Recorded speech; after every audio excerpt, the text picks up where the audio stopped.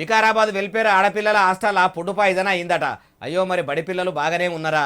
Poison అయిందని ఎరకగానే ఆసుపత్రికి వేసుకపోయిర్రా. ఖుద్దు ముఖ్యమంత్రి సారే మంచి కూడు పెట్టుండ్రని చెప్తున్నా కానీ రేవంతాల సార్ను లెక్క చేయని ప్రభుత్వ ఉద్యోగులు పాఠశాలలలో పనిచేస్తుర్రా. ఎట్లా అరుచుకుందాం పారి.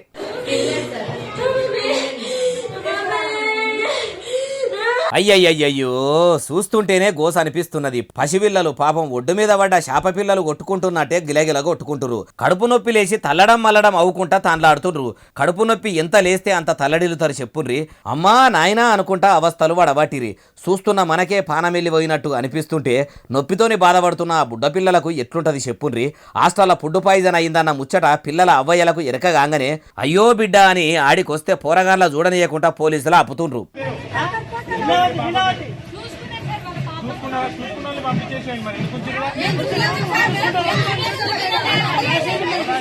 బయటికి ఇచ్చేయండి, మాకు తీసుకుపోతాము.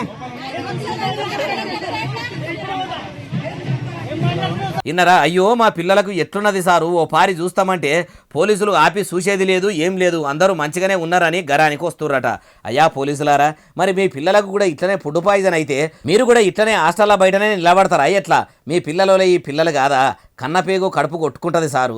గాయంత తెలివని మీరు గవర్నమెంట్ ఉద్యోగులుగా కొలుబెట్ల ఎలగబెడుతుండ్రు. ఫుడ్ పాయిజన్ అయిన ముచ్చట మీకు ఎరికైన ఆసారాన్ని కలెక్టర్ గారిని అడిగితే ఆయన కూడా ఇట్లా అనుకోవచ్చుండు. నేను సైంటిఫిక్ గా మాట్లాడాలి అయితే if the food is not properly దాంతో కావచ్చు. ఫోర్టిఫైడ్ రైస్ ఇస్తాము మనము. ఫోర్టిఫైడ్ రైస్ వంట చేయడం కూడా ఒక కళ అనమాట.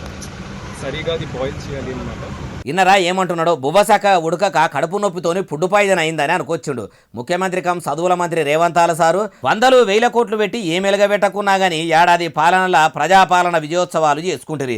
ప్రజలు పన్నుల రూపంలో కట్టిన పైకం అంతా మీ సంబురాల కోసము బూడిదల పోసిన పన్నీర్ అన్నట్టు ఎవడితిరి. ఇప్పటిదాకా వందల మంది ఆడపిల్లలు మొగపోరగాళ్లకు ఫుడ్ పాయిజన్ అయ్యి తిప్పలు పడి దావకాన్ల పాలైతుంటే మీరిట్లా సప్పుడు కూడా చేస్తలేరు. ఇదేం సర్కారు సారు? ఇదేనా సారు మీ ప్రజాపాలన? ఇదేనా సారు పాలకులం కాదు సేవకులం అని మీరు చెప్పుకునే మీ కాంగ్రెస్ పార్టీ వాళ్ళ పనితనము? ఈ మాత్రం దానికి మీరు ఏలుబడలకు వచ్చి ఏం లాభము? తుంటెత్తేసి మొద్దెత్తుకున్నట్టే అయ్యింది అంటుర్రు ఈ ముచ్చటిన్నోళ్ళు.